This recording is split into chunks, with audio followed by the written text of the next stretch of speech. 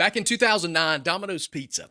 Many of you have probably had Domino's Pizza, or you've at least heard of Domino's Pizza. They're one of the biggest and most prominent pizza chains in all of the country. They still are. But in 2009, what you may have forgotten, or maybe didn't know, was that Domino's was actually on the brink of extinction. So if you like Domino's Pizza today, they almost didn't exist. Even though at the time they were providing really fast delivery in the pizza business, they were known as the speedy delivery company for pizza, and they were doing some really other innovative things as well. They were the first in the industry to introduce mobile ordering, something that we take for granted today, the ability to order pizza right from your phone. They were one of the first to gamify the ordering process. They tried to make it fun by providing games inside of the app so that you would come back and use it more. They were one of the first to allow us to track our orders. So from the moment that you place the order through the app, you could actually track the process of the pizza that you ordered. So from the moment that it was being prepared and then delivered all the way to your front door, they were one of the first to allow us to be able to do that. However, through all of this technology, the fast delivery, all of this wasn't enough to keep Domino's healthy. You see, they had built their whole brand around fast and reliable delivery, and they had succeeded in that, but that wasn't enough. Because in all of their success, there was one major problem. Even though it was convenient to order the pizza through the app, even though maybe you thought it was fun to order the pizza through playing the games on the app, even though that you would get your pizza really quick, they would be there really fast, there was a problem. And it was a very major problem.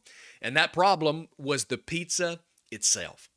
See, when it came to the taste of Domino's Pizza, and that's why we get pizza, right, for the taste, Domino's actually tied with Chuck E. Cheese as the worst tasting pizza. I think we all realize that you don't go to Chuck E. Cheese for the pizza. Chuck E. Cheese isn't really about the pizza at all. Domino's CEO Patrick Doyle said that anyone who wanted fast, convenient pizza, well, they're ordering from us. They're getting their pizza from Domino's. But then there's the people who want really good pizza, and they're not ordering from Domino's. So today, here's what I want to do. I want to talk about the business of bad pizza and how to do the right thing when everything is wrong. Welcome to the Mind Your Business podcast, the podcast for whatever business is on your mind. Let's get started. Well, that's excellent.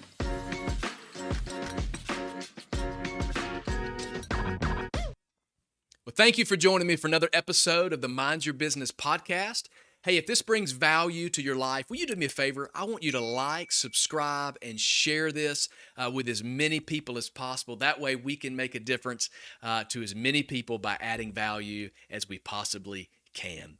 The taste and quality of Domino's had such a bad reputation that when Domino's would actually run their own consumer test, they found that people would like the same pizza less if they knew it was from Domino's than if they thought it was from another pizza chain.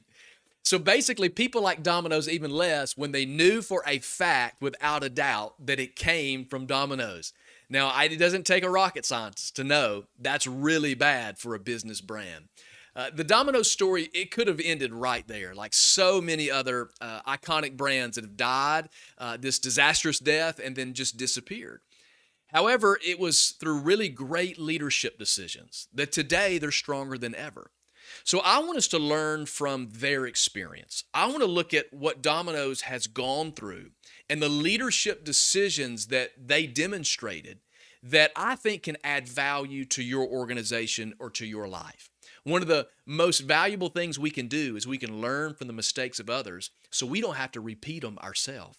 And so Domino's have given us a great blueprint at some of the leadership decisions that they have made that help them to overcome almost the extinction of the Domino's brand. And so I want to give you 3 of those today. And the first is that they were listening.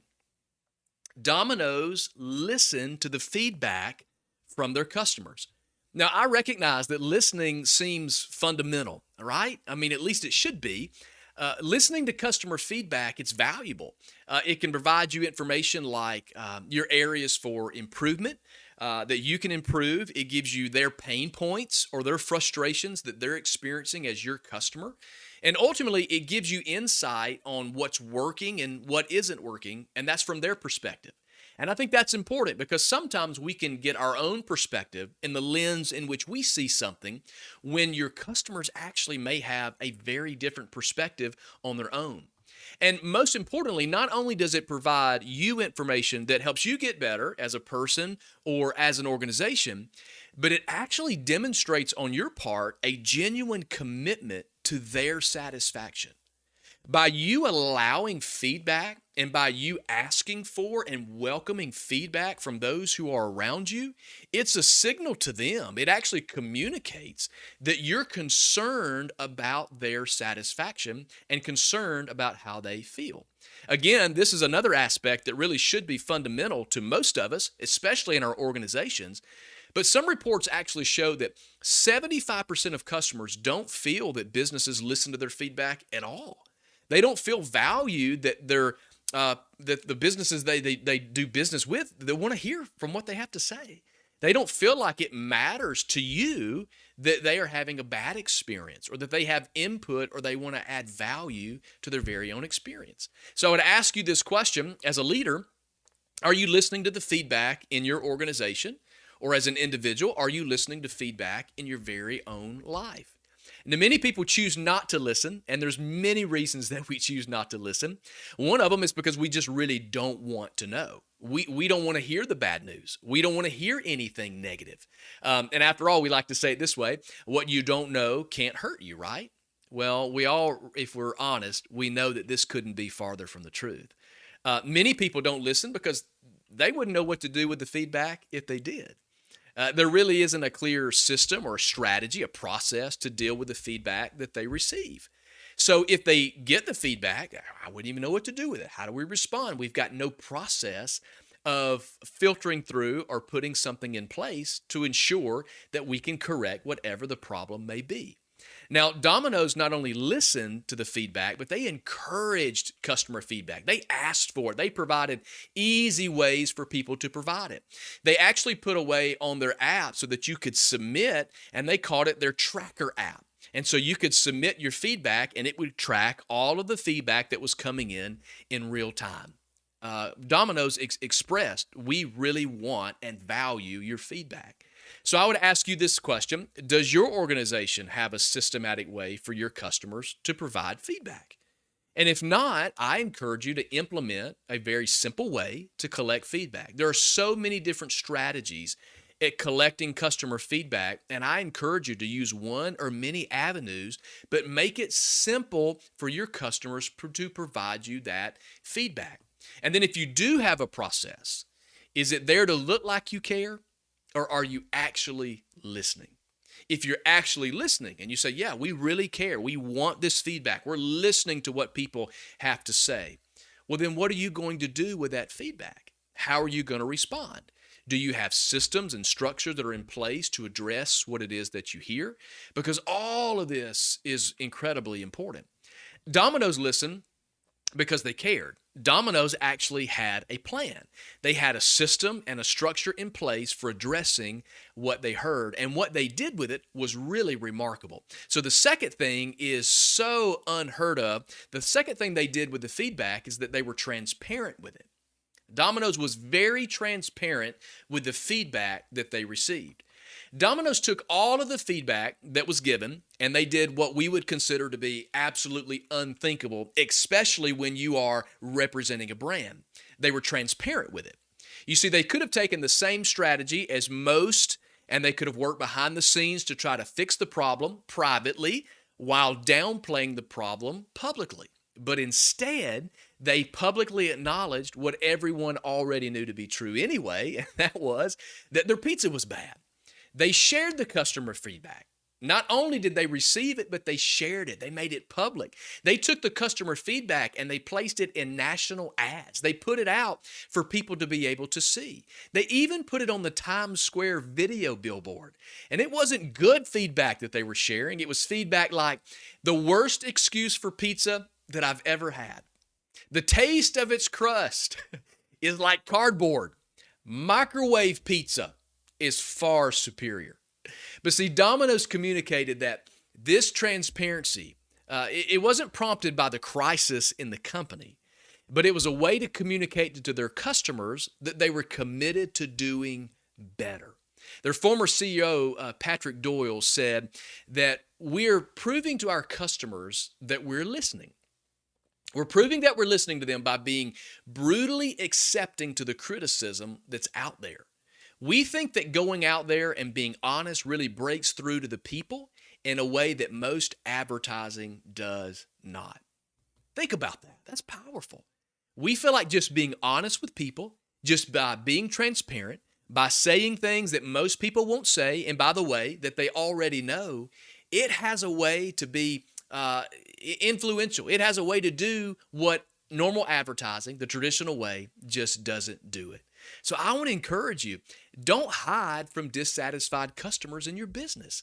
Don't ignore the feedback from the others that you get in your life or in your organization, because transparency, it is such a rarity today. Most of our businesses, in our organizations and people, it's all constructed of smoke and mirrors. I mean, none of it, you don't know what to believe.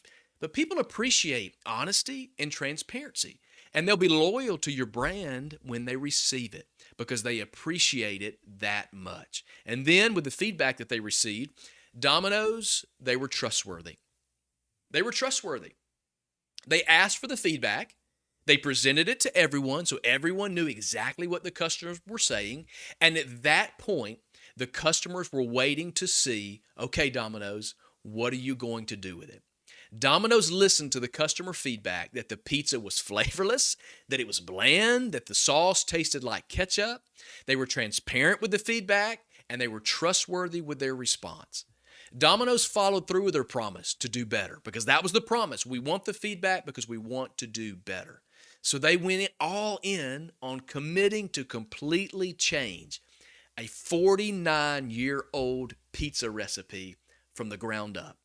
Think about it, a 49-year-old pizza recipe that actually built the Domino's brand, and here they are saying we're going to completely reinvent this pizza. Domino's stated that they dissected the entire pizza, and then from the ground up, they reinvented it from its crust.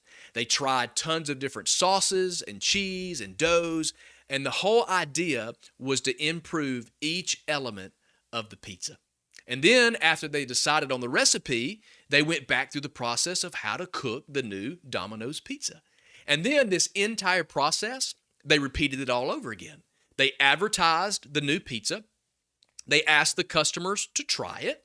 And then, again, they asked for feedback.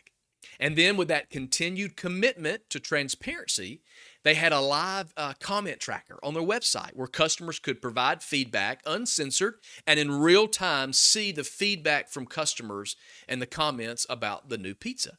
They asked food bloggers who had recently criticized the old recipe. They didn't go try to find new people. No, they went back to the ones who had criticized the old recipe, and they asked them to try the new one. Just try it and then provide some honest feedback. And they asked people across social media to do this. They asked customers to do this. You see, they were trustworthy, following through with what they stated they were going to do. And that builds trust. So I ask you this, do your customers or does your customer base find you trustworthy? Do you follow through in a way in doing what you say you're going to do? Are you committed to your customers the way that you want them to be committed to you? Be trustworthy. I mean, what could change in your company or in your organization or in your life if you just simply started listening? Take a look at Google reviews. I always say this is one of the best places to start. Look at the Google reviews and then just see if you can spot a trend. Is there a trend in what people are saying? I mean, listen to what they're saying through those. Listen to what people around you are saying about your organization or about your brand or about your customer service. And then with what you're hearing, see if you notice a trend. Read your social media comments. See if you notice a trend. Just be attentive. Listen. And then with all of that information that you collect, be transparent with your customers. And then be willing to admit when you're wrong or if you're not living to their standards or maybe even your own standards. And then be trustworthy. Be trustworthy by showing your customer base that you listen, that you care, and that you're growing. I love what the Domino's chief marketing officer, Russell Weiner, said. He really said it best when he said, your customers know you have a problem. Better yet, when you know you have a problem, own it, admit it, embrace it, and then fix it. When your customers know you have a problem, or better yet, when you know you have a problem, immediately just own it, admit to it, embrace it, and then fix it. I'm convinced that it's these tiny little details that we're missing in our businesses and in our organizations and in our lives. I believe that these small changes, they make a really, really big difference. And I would love to help you and your organization identify these areas of improvement and help implement ideas that can actually help you improve. You can use the link in the show notes to schedule a free 15-minute personal consultation with me just to see how I can add value to you and to your organization. And I want to say thanks for being a part of the Mind Your Business podcast. This is the podcast for whatever business is on your mind. And I would say if this has added value to you, please take a moment just to like, subscribe, and share. This helps to ensure that we can reach as many people and add as much value as possible. So go order some Domino's, and we'll see you on the next episode.